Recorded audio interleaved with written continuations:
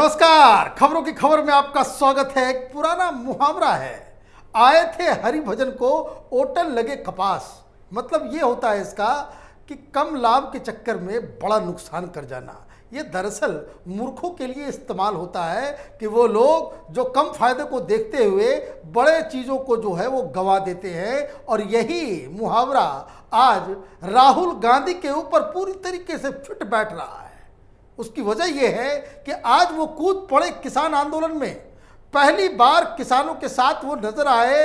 बाकायदा आंदोलन के बीच जाकर उन्होंने कई सारी बातें कही, उस पर मैं आऊँगा। लेकिन उनका वहाँ जाना इतना महंगा पड़ गया कि विपक्षी के बीच में ही फूट पड़ गई और कई सारी पार्टियों ने साफ साफ ऐलान कर दिया, ये कह दिया कि राहुल गांधी का नेतृत्व तो हमें स्वीकार नहीं है।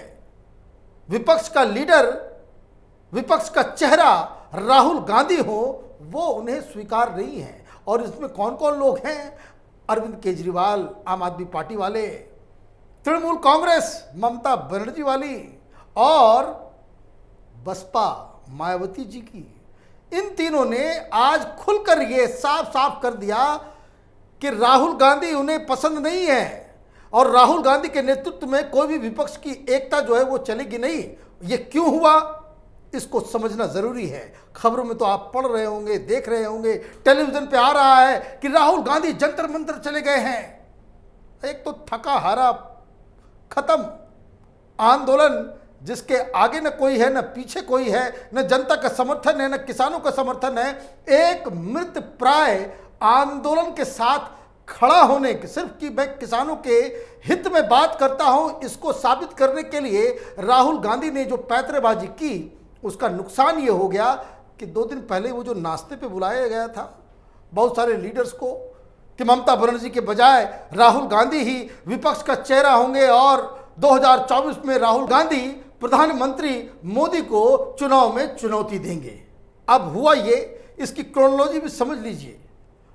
ममता बनर्जी दिल्ली आई, दिल्ली में उन्होंने कई सारे लीडर्स से मुलाकात की और ये कह के गई वो वापस कलकत्ता कि वो हर 2 महीने में आएंगी और विपक्ष को मजबूत करना है और मोदी के खिलाफ सारे विपक्ष को इकट्ठा करने की जिम्मेदारी उन्होंने स्वतः अपने कंधे पे ले ली और खुद को उस विपक्ष का जो अभी तक बना नहीं है उसकी लीडर घोषित वो कर चुकी थी। गलती ये हो गई कि वो सोनिया गांधी से भी मिल ली। तो सोनिया गांधी के सलाहकारों ने कहा कि ममता बनर्जी के साथ अगर आप नजर आओगी, ये राहुल गांधी ममता बनर्जी के साथ नजर आएगा तो 2024 में कांग्रेस पार्टी 12th मैन बन जाएगी। वो जो खिलाड़ी जो खेलता नहीं है, सिर्फ पानी पहुंचाने के लिए जाता है, कांग्रेस पार्टी की स्थिति बहुत ही खराब हो जाएगी। इसलिए अपने बेटे से कहिए कि वो लीडरशिप जो है अपने हाथ में ले। और इसलिए नाश्ते पे बुलाया गया, 17 पार्टियों को दावत दी गई थी। कई सारे लीडर आए, कई सारे लोगों ने कहा कि हाँ हाँ ये ज़रूरी है। फिर उसके बाद साइकिल यात्रा भी हुआ, सब कुछ हुआ, सारी चीज़ें ठीक ठाक चली गई। लेकिन हड़बड़ाहट इतनी है, इतना ज़्यादा इम्पेशेंट है राहुल गांधी कि उन्होंने फिर आज एक तिकड़मबाजी कर दी। तिकड़मबाजी ये था कि जो किसानों का आंदोलन चल रहा है, जो हाय तौबा जो मच रहा, अब तक तो ये सारी पार्टियां इस आंदोलन को पीछे से समर्थन दे रही हैं।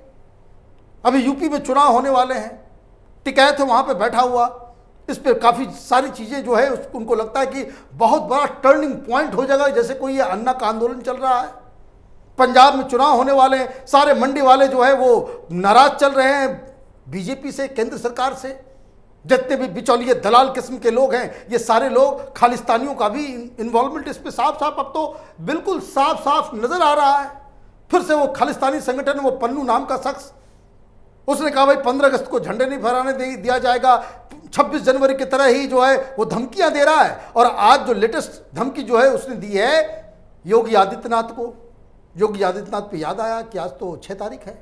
ये किसानों का फर्जी नेता राकेश टिकैत, इसने तो धमकी दी थी कि लखनऊ को भी दिल्ली बना देंगे, लखनऊ को भी जाम कर दिया जाएगा, वहाँ भी हाईवेज के ऊपर जो है किसान प्रदर्शन करेंगे। लेकिन कोई हवा तक नहीं समझ में आ रहा है कि भाई क्या हुआ। वो इसलिए नहीं हुआ क्योंकि यूपी के किसान इनके साथ नहीं हैं। कुछ जातिगत तरीके से ये लोगों को मोबिलाइज करके यहाँ वहाँ से गाजीपुर में 100-150 लोगों का आंदोलन चल रहा है, वो घसीटा जा रहा है, उनको दिहाड़ी दी जा रही है, तो वो अपना वो चल रहा है। लेकिन ये जो लखनऊ को दिल्ली बनाने की जो घोषणा की गई थी वो क्यों फेल हो गया? वो इसलिए फेल हो गया क्योंकि इसके साथ न जनता है, न किसान है, ना ही अब इस आंदोलन में कोई धार बचा है कि जिसकी वजह से वो लोगों को मोबिलाइज कर सके। लोगों को समझ में आ गया है कि ये जितने भी जो फर्जी कर रहे हैं किसानों के नाम पे, आंदोलन के नाम पे, ये सब के सब पॉलिटिशियंस हैं, वो भी थके हारे फूके हुए कारतूस किस्म के लीडर्स हैं जो चुनाव में लड़ना चाहते हैं, चुनाव में अपने चेहरे को चमकाने की कोशिश में लगे हुए हैं। इसलिए ये ऑलरेडी एक डीलेजिटिमाइज्ड आंदोलन है, इसकी साख खत्म हो गई है। ये आंदोलन नहीं, एक तरह से आप समझिए तमाशा चल रहा है किसानों के नाम पे। लेकिन राहुल गांधी को ये समझ में नहीं आ रहा। वामपंथियों से घिरे हुए राहुल गांधी तो ये पहुंच गए, लेकिन पहुंचने से पहले एक मिस्टेक हो गया कि सवेरे सवेरे मल्लिकार्जुन खड़गे, ये कांग्रेस के वरिष्ठ लीडर हैं, लोकसभा में पिछली बार वो कांग्रेस पार्टी के लीडर हुआ करते थे लोकसभा के अंदर। उन्होंने एक मीटिंग बुलाई, भाई किसानों को समर्थन देना है और ये सब जो नेतृत्व करेंगे वो राहुल गांधी के नेतृत्व में सारा कुछ होगा। अब राहुल गांधी के नेतृत्व में होगा, इसका मतलब तो बिल्कुल ही साफ है कि जो विपक्षी एकता को लेकर के जो चाय नाश्ता भी चल रहा है, ये जो पेगासस के ऊपर बवाल भी मच रहा है, ये सारी चीज़ें जो हो रही हैं वो कांग्रेस पार्टी के हिसाब से वो होना ये चाहिए कि विपक्ष सारा विरोध करे सरकार का, लेकिन नेता राहुल गांधी हों। अब यही बात कई सारी पार्टियों को पसंद नहीं आई और इसलिए विपक्ष के बीच में फूट पड़ गया, दरार पड़ गया और राहुल गांधी के नेतृत्व के ऊपर सवाल खड़े हो गए। लेकिन इस पे मैं आऊँगा थोड़ा आगे।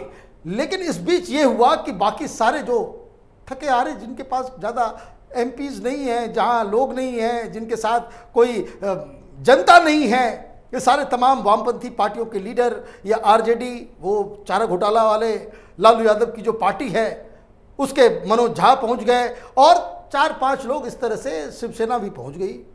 ये मैं कैसे भी भूल सकता हूं। राहुल गांधी के पीछे पीछे वो संजय राउत नजर आ रहे हैं हर जगह, फोटो खिंचवाने में सबसे मास्टर है वो, राहुल गांधी के पीछे वो नजर आ रहे हैं हर जगह। तो वो सारे लोग वो पहुंच गए कहाँ? जंतर मंतर।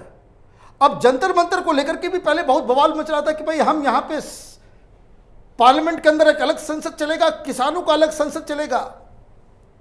वहां कोई मक्खी भी भिनभिना नहीं रही, कुछ हो ही नहीं रहा, लोग पहुंच भी नहीं रहे, कुछ नहीं हो रहा। लेकिन इसका मतलब ये है कि विपक्षियों को लग रहा है कि ये जो पिछले 8-9 महीने से हमने तमाशा किया वो जाया जा रहा है, बेकार जा रहा है, किसी से उससे कुछ हासिल नहीं हो पा रहा है। तो उसको धार देने के लिए, उसको लेजिटिमेसी देने के लिए ये लोग जंतर मंतर पहुंचे।